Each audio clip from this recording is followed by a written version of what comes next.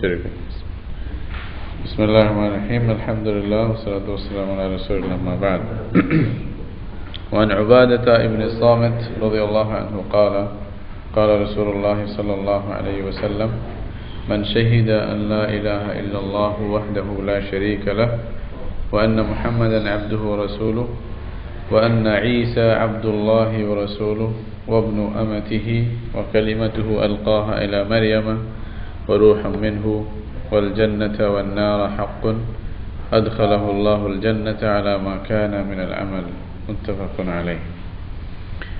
আজকের হাদিসটাও গত হাদিসে যেভাবে কথাগুলি আসছে ঈমানের বিষয়ে, তো ঈমানের বিষয়ে হাদিসগুলো এখানে একত্রিত করা হয়েছে। তো আজকের হাদিসের মধ্যেও দেখেন এটাও আসলে আমাদের জন্য বড় একটি সুসংবাদ যেন নিয়ে আসতেছে এবং খুব খুশির বড় একটি বাহার যেন আমরা পাইতেছি হাদিসে। দেখেন কি বলতে, উবাদা ইবনে সামিত রাদিয়াল্লাহু আনহু বলতেছেন রাসূলুল্লাহ সাল্লাল্লাহু আলাইহি ওয়াসাল্লাম বলেছেন, যে ব্যক্তি এই সাক্ষী দিবে মান শাহিদা আন লা ইলাহা ইল্লাল্লাহ ওয়াহদাহু লা শারীকা লাহু, যে ব্যক্তি এই সাক্ষী দিবে যে আল্লাহ ছাড়া কোনো মাবুদ নাই, অর্থাৎ সত্য মাবুদ নাই, আল্লাহ এক এবং আল্লাহর কোনো শরীক নেই, অংশীদার নেই, আর মুহাম্মদ সাল্লাল্লাহু আলাইহি ওয়াসাল্লাম আল্লাহর বান্দা এবং রাসূল। এইখানে বান্দা শব্দটা যে কোনো জায়গায় হাদিসে আসছে, প্রথমেই বান্দা শব্দটা আগে আসছে, এটা মনে রাখবেন, আবদুহু ওয়া রাসূলুহু।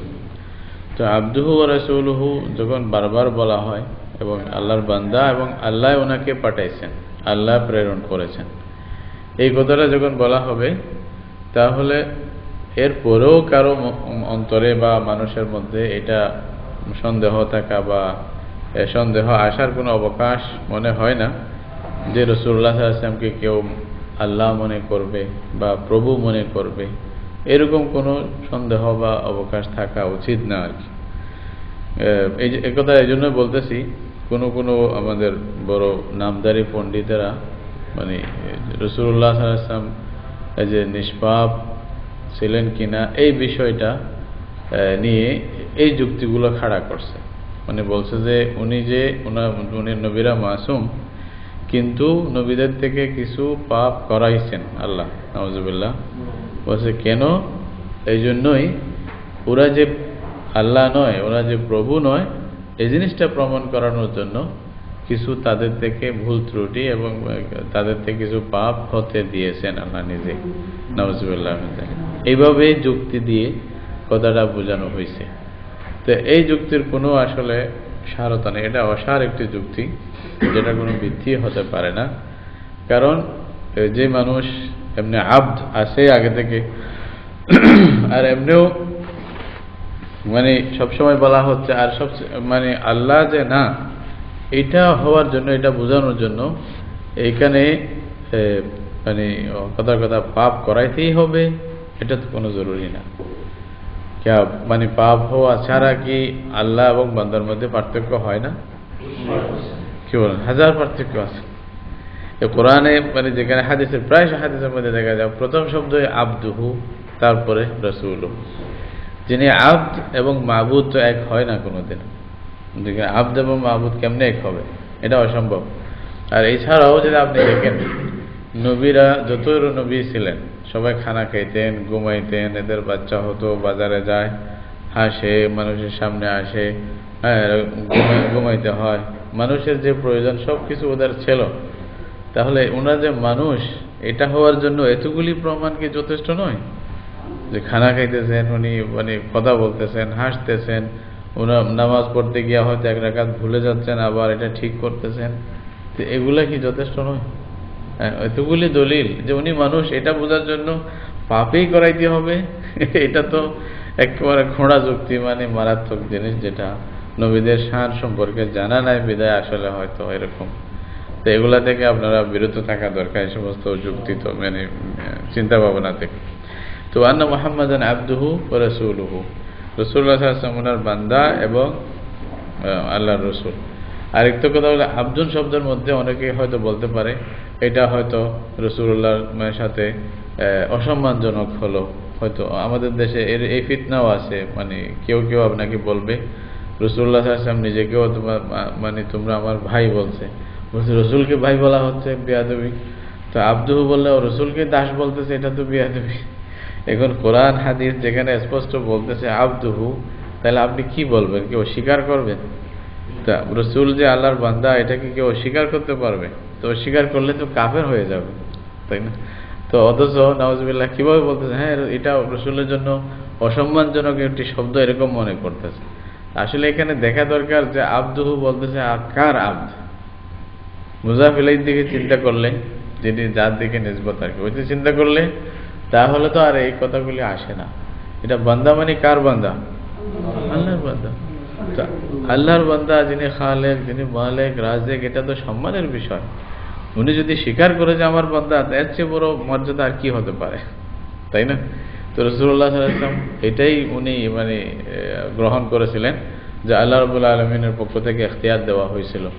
আপনি কি মানে রাজা নবী হতে চান, সম্রাট নবী হতে চান, নাকি একজন গোলাম নবী হতে চান? হ্যাঁ, নবীন মালিকুন, নাকি আপনি আব্দুন নবীন ওয়া আব্দুন? রাসূলুল্লাহ সাল্লাল্লাহু আলাইহি ওয়াসাল্লাম এটাকেই মানে পছন্দ করছে, আমি আল্লাহর বান্দা এবং রাসূল হতে চাই। তো ওইটাই সবসময় দেখা যায়। আর প্রায় বিশেষ মুহূর্তের মধ্যে আল্লাহ তাআলা রাসূলুল্লাহ সাল্লাল্লাহু আলাইহি ওয়াসাল্লামকে যে শব্দ দিয়ে সম্বোধন করছেন ওটা হলো আব্দুনের শব্দ, এটা মনে রাখবেন। সুবহানাল্লাযী আসরা বিআবদি, এখানেও বলতেছে আব্দুন, মানে যেখানে মানে মেরাজের বিষয়টা, এটা বিরাট একটি বৈশিষ্ট্য রাসূলুল্লাহ সাল্লাল্লাহু আলাইহি ওয়াসাল্লামের জন্য। এরকম বৈশিষ্ট্য আর কোনো নবীকেও আল্লাহ তাআলা দেন নাই, কোনো মানুষ পায় নাই, ওনার আগে এবং ওনার পরে কেউ পাবেন না। এরকম একটা বৈশিষ্ট্যের কথা যেখানে আল্লাহ বলতেছেন, তো এখানে রাসূলুল্লাহ সাল্লাল্লাহু আলাইহি ওয়াসাল্লামকে প্রথম রসুল না বলে সুবহানাল্লাযী আসরা বিআবদিহি, নিজের বান্দা, তাই না? তো আর মানে বান্দা বললে আল্লাহর কাছে এটা খুশি বেশি লাগে। ওয়া ইবাদুর রহমান আল্লাযীনা ইয়ামশুনা আলাল আরদি হাওনা, আল্লাহর বান্দা।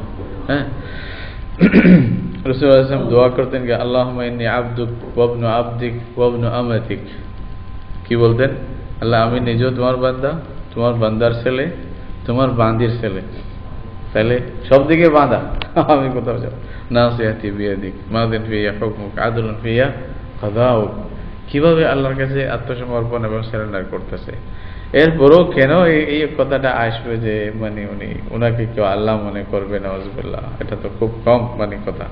এই খোঁড়া যুক্তি দিয়া রাসূলুল্লাহর ইসমতের উপরে মানে প্রশ্ন আনা, এটা মারাত্মক মানে একটা ভুল, এটা সংশোধন করা দরকার। বা কেউ ভুলের উপরে কেউ অটল থাকা উচিত না, এটা থেকে দূরে সরে আসা দরকার।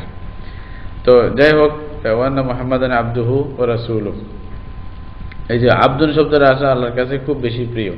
এখানে একটা বিষয় আছে, কেউ কেউ যারা ওই খুব মানে তত্ত্ব এবং তাত্ত্বিক আলোচনা করে, ওরা অনেক মানে দর্শনের বিষয় চিন্তা ভাবনার মধ্যে গিয়া বলতেছে এটা দুইটা নিসবত আছে, একটা রিসালাত আর একটা আবদিয়ত।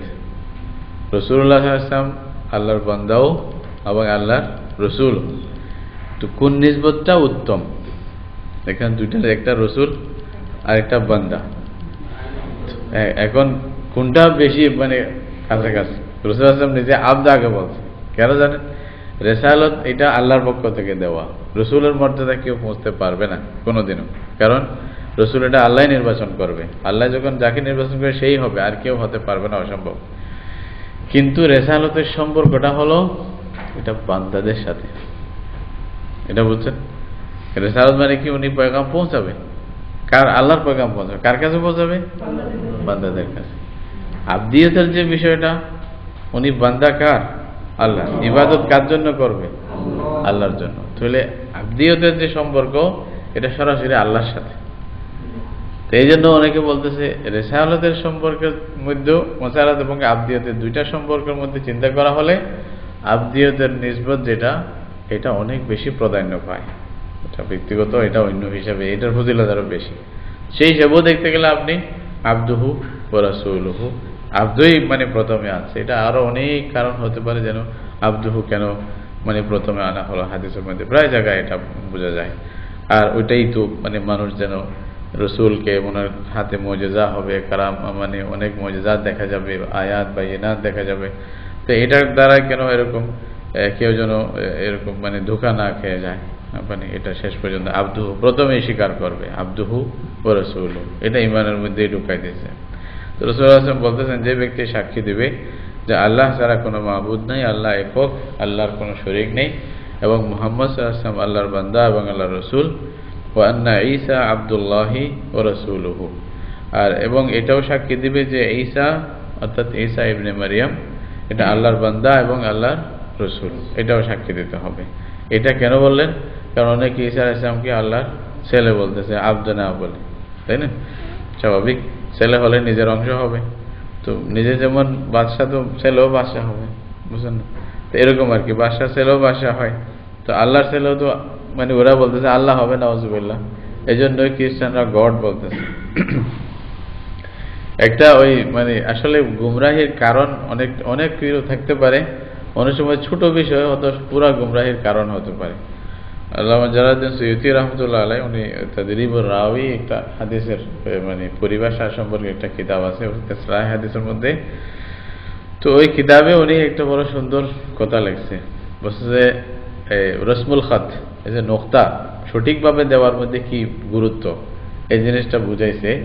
বলছে যে নোক্তা যদি সঠিকভাবে দেওয়া না হয়, অনেক সময় এই নোক্তার কারণে বিরাট গলতি হতে পারে, হয়তো মানুষ ঈমান থেকে দূরেও সরে যেতে পারে, এরকমও হইতে পারে বা মাঝে মধ্যে। কেমনে? বলছে যে আল্লাহ তাআলা ওহী পাঠাইছিল তাওরাতের ইয়ার মধ্যে, যে বনি ইসরাঈলদের কাছে, ইনজিলের মধ্যে এটা বলা হয়েছে, মানে বলছে নবী, এটা বলছে কি কি শব্দ ছিল, কি নবী, নবী মানে নুন বা ইয়া, ঠিক না? লিখতে ভাবে লিখবে না, নুন বা ইয়া, প্রথমে নুন আসবে, পরে বা আসবে, তারপরে ইয়া, ঠিক না? এখন বার নিচে ফোঁটা দিবেন একটা, নুনের ফোঁটা একটা দিবেন। আপনি যদি ফোঁটাটা একটু নাড়িয়ে দেন, ফোঁটা ঠিক আছে, বার ফোঁটাটা আরেকটু এদিকে সরাই দিলেন, নুনের ফোঁটাটা এদিকে সরাই দিলেন, তাহলে বানি অথবা বুনাইয়া হবে। কি হবে? বা আগে আসলো, ওইটা নুন হয়ে গেল, তাহলে পড়তে কি পড়লেন? বানি অথবা বুনাইয়া। বুনাইয়া মানে আমার ছেলে, নবী মানে আমার নবী। তাহলে আসমানে জমিনে ফরক হয়ে যায় নোক্তাটা এদিক সেদিক করার কারণে। তো বলতে যে ইহুদিরা একদম খ্রিস্টানদের ধ্বংস হয়েছে, এটা ওই নোক্তাটা এদিকে পড়ে ফেলছে ওরা। আল্লাহ বলছে নবী, ওরা পড়ছে বুনাইয়া, যার কারণে ওরা বেটা বেটা করে শেষ পর্যন্ত মানে গোমরা হয়ে জাহান্নামে হয়ে যাবে। হতে পারে এটা একটা মানে রসিকতামূলক কথা আর কি, কিন্তু হতে পারে এটাও হয়তো এই কারণেও ভুল বুঝাবুঝি হতে পারে। এখন ওইটাই ওই যে বুনাইয়া যদি চেঞ্জ করে দেয় নবী, তাহলে সব ঠিক, আল্লাহ নবী। এই জন্য মানে রাসূলুল্লাহ সাল্লাল্লাহু আলাইহি ওয়াসাল্লামের পরে যারাই আসবে, এখানে যদিও বা ঈসা আলাইহিস সালামের কথা বিশেষভাবে বলা হচ্ছে, এটা এই কারণেই যেহেতু তখন খ্রিস্টানরা ছিল, ওরা এরকম মানে ধারণা রাখতো, তো ওদের ধারণাকে মানে খণ্ডন করার উদ্দেশ্যে এটা না, হয়তো শুধু ঈসা আলাইহিস সালাম বলে কথা নেই, সমস্ত নবীদের ব্যাপারে আমাদের ঈমান রাখতে হবে যে এরা সত্য ছিল প্রত্যেক নিজের জামানায়। যেটা কোরআনের মধ্যে শেষে সূরা বাকারার শেষের দিকে আছে, লা নুফাররিকু বাইনা আহাদিম মির রাসূলি, আল্লাহর কোন রসুলের মধ্যে আমরা তফরিক করি না। আমরা সবার উপরে, সমস্ত রসুলের উপরে আমরা ঈমান আনি, বিশ্বাস করি, সবাইকে জানি। এটার মানে এই নয় যে সবাই শরীয়ত মতে আমল করি, এটার উদ্দেশ্য না। ঈমান আনা মানে কি? প্রত্যেক নবী নিজ নিজ জামানায় নিজ নিজ সময়ে সত্য ছিল, আল্লাহর পক্ষ থেকে ওরা মানে ওহী ধারণ করে আসছিলেন এবং ওনাদের কথাই ঠিক ছিল তখনকার, এটা আমরা বিশ্বাস করি। ওনাদের পরে এটা আর থাকে নাই, বিশেষ করে রাসূলুল্লাহ সাল্লাল্লাহু আলাইহি ওয়াসাল্লামের পরে অন্য কাউকে মানার এরকম কোনো আর গুঞ্জাইশ বা অবকাশ নেই। আচ্ছা, ওয়ান্না ঈসা আব্দুল্লাহি ওয়া রাসূলুহু, আর এটাও যদি বিশ্বাস করে যে ঈসা আল্লাহর বান্দা এবং আল্লাহর রাসূল, ওয়াবনু আমাতিহি, এবং আল্লাহর বান্দির ছেলে।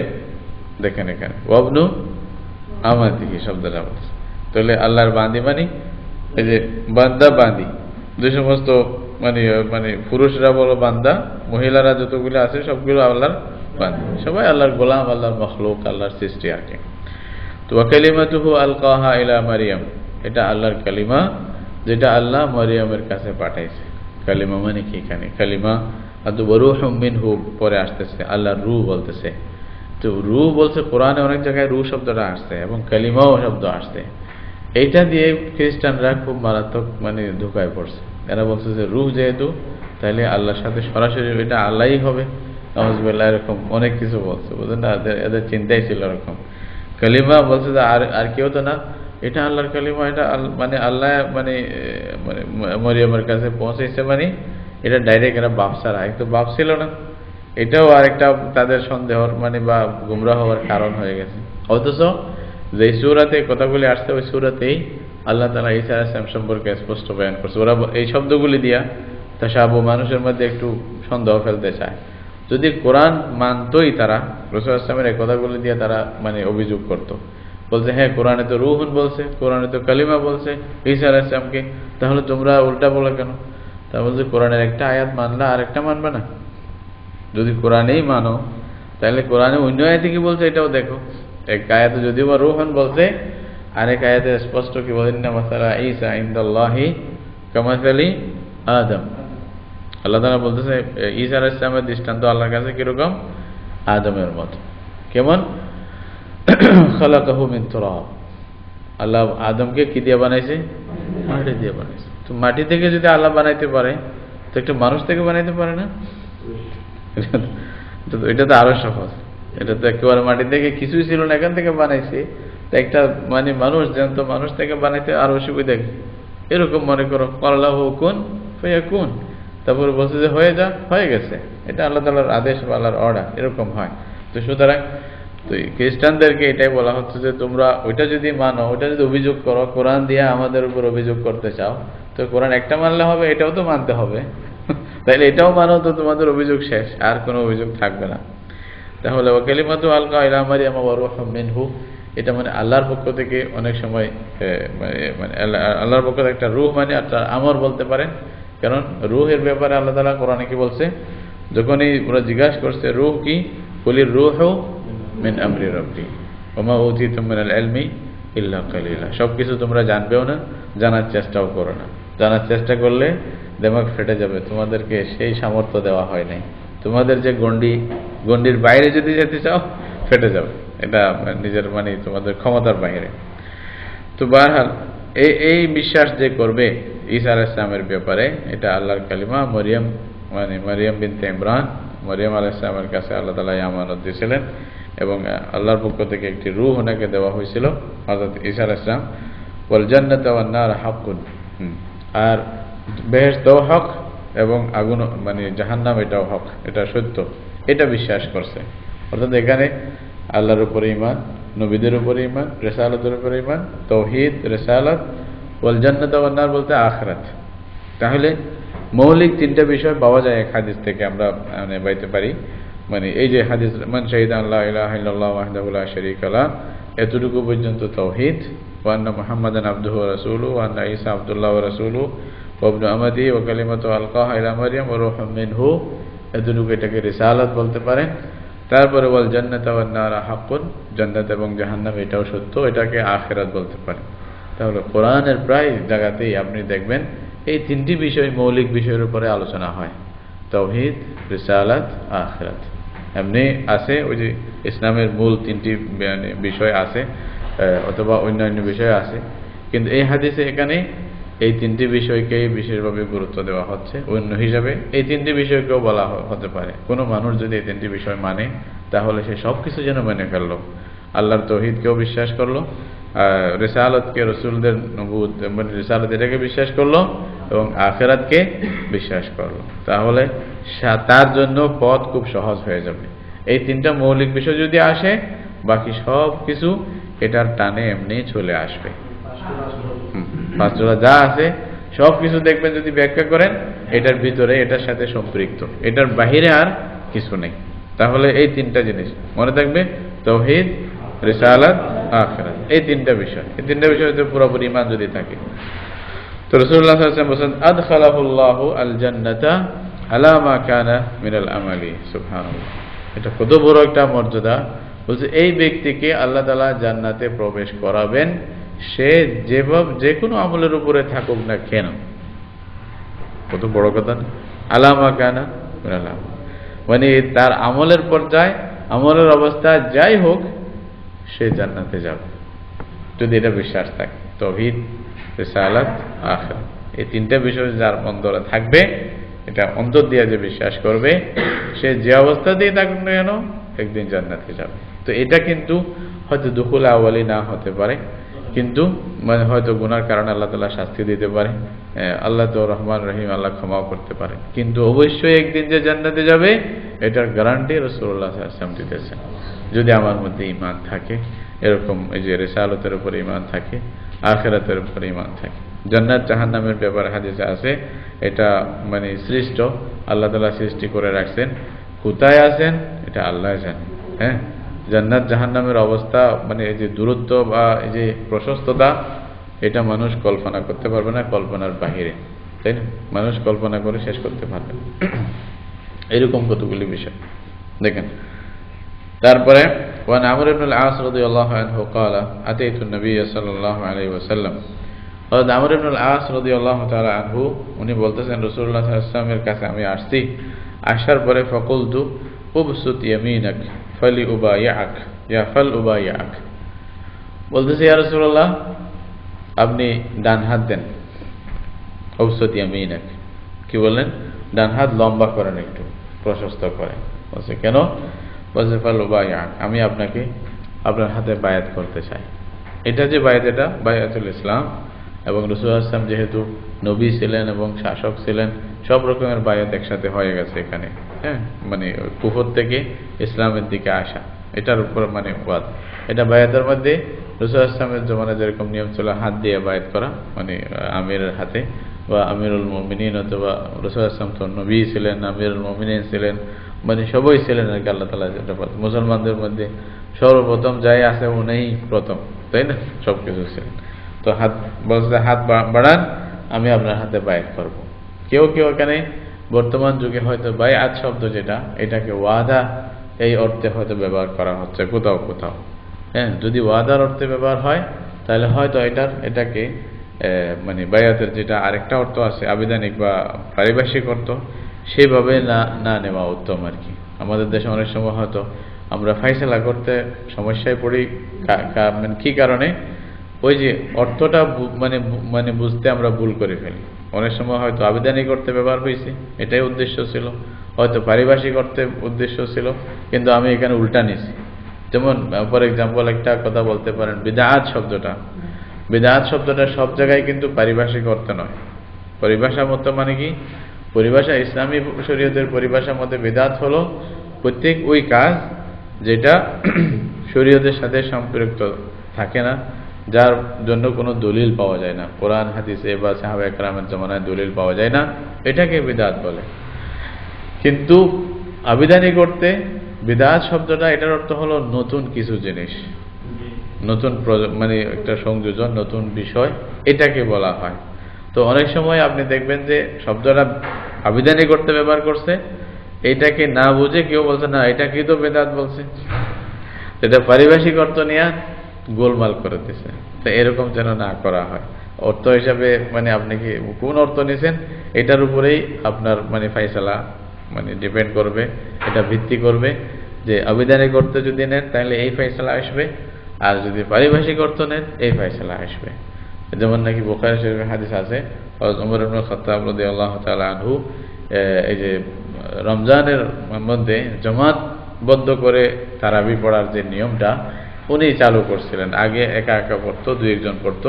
উনি বলেছেন সবাই মিলে কি ইমামের পিছনে পড়ো, এটা তো সুন্দর। আর জামাত ছিল, রাসূল সাল্লাল্লাহু আলাইহি ওয়াসাল্লামের জামানায় ছিল, তারাবিও ছিল, সব ছিল, কিন্তু উনি একটা নতুন জিনিস করছে কি, সবাইকে একত্রিত করছে, আলাদা আলাদা না হয়ে একত্রিত হও। তো এই জিনিসটা যখন দেখছে উনি বলছে নি'মাতিল বিদআতু হাযিহি, এই শব্দটা আসছে, বলছে হ্যাঁ এটা তো ভালো বিদআত হয়েছে। তো ভালো বিদআত মানে আবার বিদআত কোনো দুই ভাগ আছে এটা না। হাদিসের মধ্যে রাসূলুল্লাহ বলছে কুল্লু বিদআতিন দালালা, সব মানে বিদআত গুমরাহি। তাহলে এখানে আবার ভালো কেমন হইলো একটা নি'মাতিল বিদআত? তো আসলে কি ওই হাদিসের মধ্যে বিদআত মানে পারিভাষিক অর্থে, যেটা কোরআন হাদিস যেটার কোনো দলিল নাই, ওই সবগুলি গুমরাহি, ওইটার মধ্যে কোনো খায়ের নাই, কোনো বেদাতের মধ্যে খায় না, হাসান আছে ইয়াগুলা বেহুদা, এগুলা কথার ফায়দা নেই দিকে গিয়া, মানে সমস্ত বেদাতেই গুমরাহি। কিন্তু যেটা পারিভাষিক অর্থ হয়তো নতুন জিনিস, ওইটাকে আপনি বেদাত বলতে পারেন না, এটাকে ওয়াসাইল, এটা ওই পরিভাষা হিসাবে বেদাত নয়, এটা আবিধানিক হিসাবে এটাকে হয়তো বেদাত বলছে, এটার সাথে ওটার কোনো সংঘর্ষ বা সম্পর্ক নাই, এভাবে এটা বুঝতে হবে আর কি। যাই হোক, বলছে যে আপনি হাত লম্বা করেন, আমি আপনার হাতে বায়াত করব। তখন ফাবাসাতা ইয়ামিনাহু, রাসূলুল্লাহ সাল্লাল্লাহু আলাইহি ওয়াসাল্লাম হাত বাড়াইলেন, ডান হাত বাড়াইলেন। ফাকাবাতু ইয়াদি, আমর ইবনে আল-আস রাদিয়াল্লাহু আনহু বলতেছেন, যখন রাসূলুল্লাহ হাত বাড়াইছেন আমি হাত গোটায় ফেলছি, আমি হাত টানে নিলাম। প্রথম হাত বাড়াইছিলেন রাসূলুল্লাহ সাল্লাল্লাহু আলাইহি ওয়াসাল্লাম, যখন হাত বাড়াইছেন ওকে ধরার জন্য, হাত দেওয়ার জন্য, তুমি হাত নিয়ে নিয়েছে। রাসূলুল্লাহ বললেন, এটা কি তুমি এখন বললা হাত? রাসূলুল্লাহ বলতে, ফাকালা মা লাকা ইয়া আমর, কি হলো তোমার? তখন উনি নিজে বললো যে কুলতু আরাদতু আন আশতারিক, ইয়া রাসূলুল্লাহ আমি একটা কন্ডিশন রাখতে চাই আপনার উপরে, বায়াত তো করবো কিন্তু একটা শর্ত দিতে চাই। কি শর্ত? তুমি বায়াত করবে, আমার হাতে হাত দিবে, মুসলমান হবে, এখানে আবার শর্ত কিসের? তো ফাকালা তাশতারিতু মাযা, কি শর্ত দিবে তুমি, কি শর্ত দিতে চাও?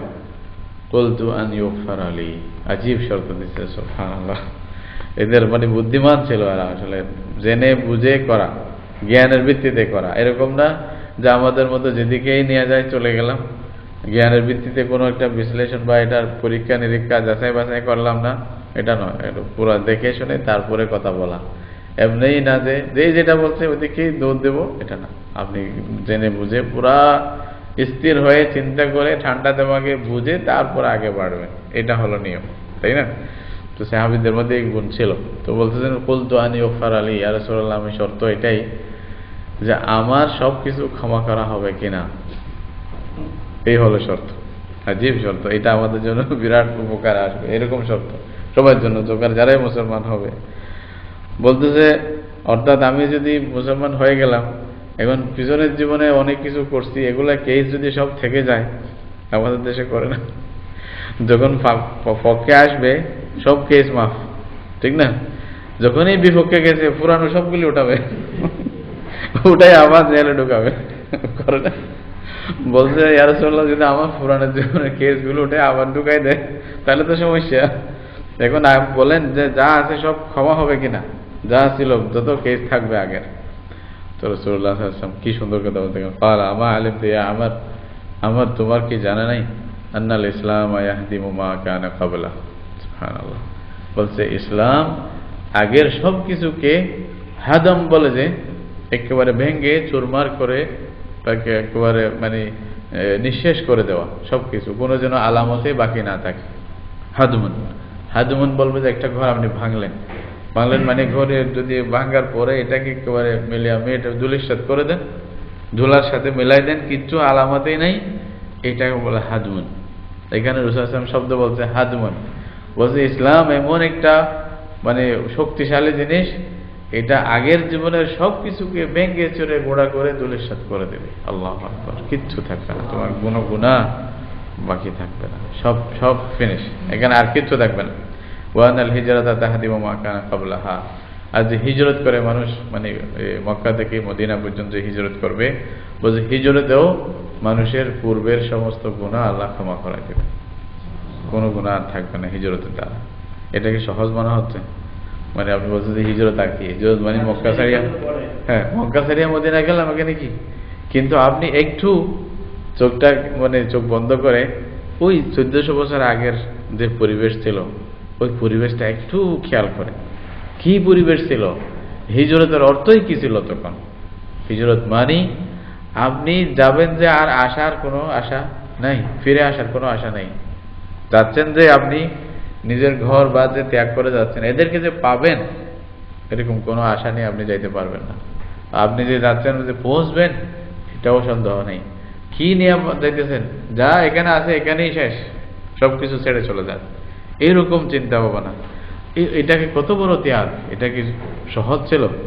তখনকার যুগে কিন্তু এত সহজ ছিল না। হয়তো আমরা মনে করবো যে টিকিট একটা নিয়ে চলে গেলাম, এটা তো বিষয় এটা ছিল না, ওটা ছিল মানে সারা জীবনের জন্য চলে যাচ্ছে।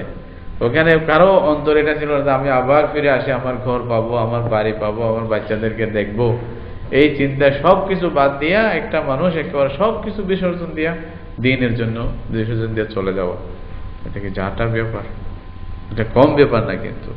তাই জন্য আমরা এই যে ছোট স্ত্রীর জন্য দিন বাদ দিয়ে দিই, দিনের সব প্রোগ্রাম বাদ দিয়ে দেয়, আরে আমার বাচ্চার অসুখ খাললে বলে পারবো না। কিন্তু সুবহানাল্লাহ কিছু মুহাদ্দিসিন ছিলেন এরকম যে এরা বড় বড় কোরবানি দিকেন দিনের জন্য। এক মুহাদ্দিসের ব্যাপার আছে, উনি হাদিস পড়াইতেছিলেন এরকম, তো ওই সময় মানে খবর আসছে যে ওনার বাচ্চা মারা গেছে। হাদিস পড়াচ্ছেন, খবর আসছে যে ওনার বাচ্চা মারা গেছে। উনি বলছে আলহামদুলিল্লাহ ইন্না লিল্লাহি ওয়া ইন্না ইলাইহি রাজিউন, এটা বলেই কন্টিনিউ করছে। মানে পড়াই 1 ঘন্টা পড়াইছে। অতক্ষণে ওখানে বাড়িতে বাচ্চাকে মানে দুয়াইডায় বসে মানে রেডি করছে জানাজার জন্য, পরে তারপরে ঘরে গিয়া জানাজা পরে দফন করছে। আমরা কি পারবো?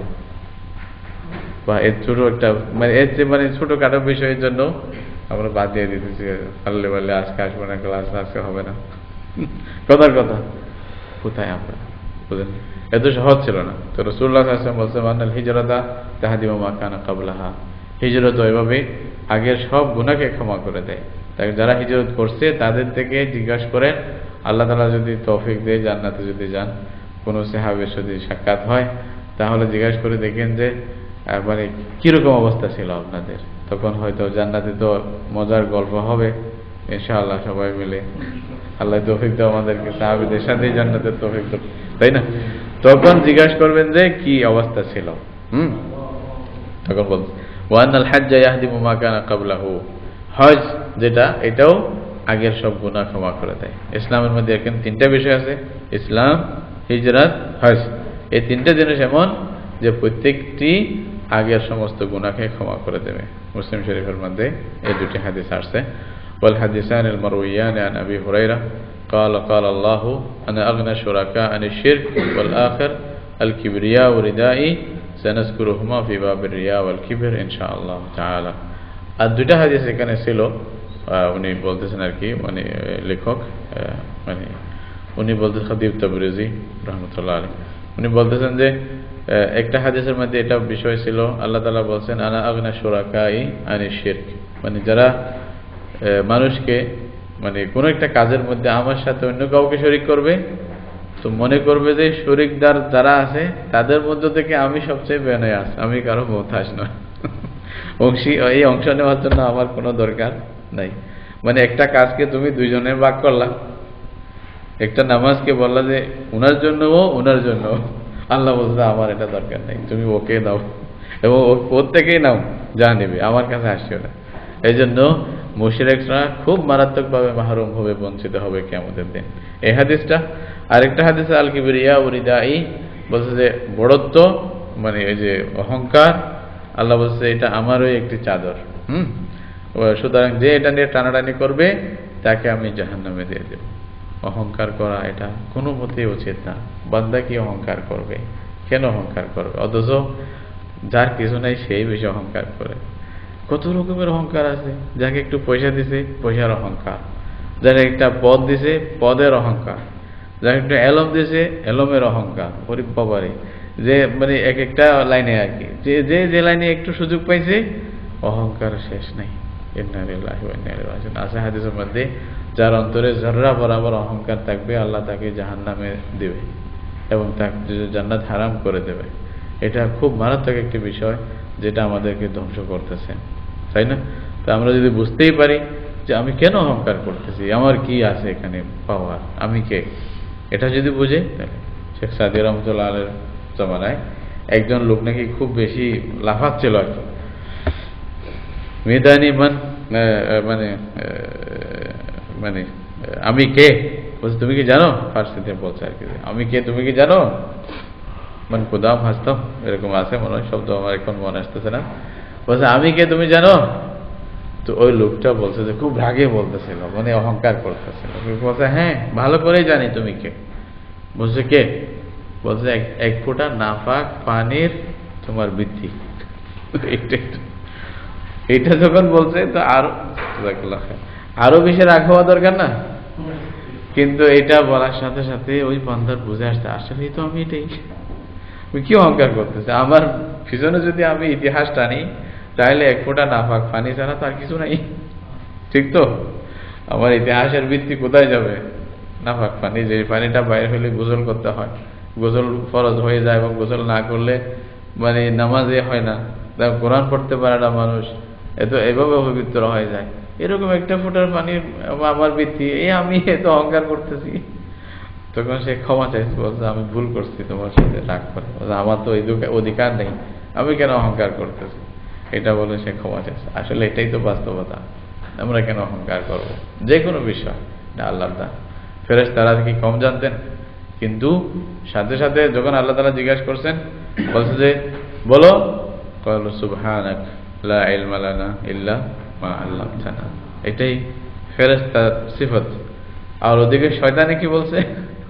আবা ওয়াস্তাকবারা, বলছে হ্যাঁ আপনি খালাকতাহু মিন নারিন ওয়া খালাকতানি মিন তিন, আমাকে মানে খালাকতানি মিন নারিন ওয়া খালাকতাহু মিন তিন, আমাকে আগুন দিয়ে বানাইছেন, ওকে মাটি দিয়ে বানাইছেন, আমি ওকে সিজদা করব, ও না আমাকে সিজদা করবে। আল্লাহ বলতেছে তুমি আল্লাহর কথা কি অস্বীকার করতেছো? আল্লাহর কথার সাথে অহংকার, আল্লাহ বাইর করে দিচ্ছে। এই যে অহংকার, এটা মানে বেয়াদবিতে নিয়ে যায় মানুষকে। কোনো ধরনের অহংকার মানুষকে বেয়াদব বানায়, বেয়াদবি সবকিছু থেকে মাহরুম হয়ে যায়। একেবারে মনে রাখবেন, এটা শুরু থেকে ইতিহাস। এটা কেন করাইছে? আদম মানবের ইতিহাসের শুরুতে এটা কেন করাইছে? এটা বোঝানোর জন্য যে খবরদার, নম্রতাই তোমাদেরকে উপরে উঠাবে, তাওয়াজু তোমাদের, মান তাওয়াজা আলিল্লাহ রাফাহুল্লাহ, যে যত নিজেকে ছোট ভাববে আল্লাহ তোমাকে মর্যাদায় পাবে আরো উঠাবে। বড় কিছু করে ফেললাম, এটা কিছু না। একদিন দেখবেন, একটু ধৈর্য ধরেন, তারপরে দেখবেন যে স্পষ্ট হয়ে যাবে, দুধ আর পানি স্পষ্ট হয়ে যাবে। যারা অহংকারী, যারা নিজেকে বড় মনে করে, তারা এমনি মানে বেইজ্জত হবে, মানুষের সামনে বেইজ্জত হয়ে যায়। এটা অনেক দেখছি, আমরাও দেখছি, আপনারাও দেখবেন। এই জন্য এটা বাস্তবতা, যেটা কোরআন হাদিসে বলা হচ্ছে। এইভাবে নিজেকে যদি করতে পারি, এটাই সবচেয়ে বড় মানে আমাদের জন্য সাফল্য। আল্লাহ তৌফিক দান করুক। ওয়া আখিরু দাওয়ানা আলহামদুলিল্লাহ। জাযাকুমুল্লাহ।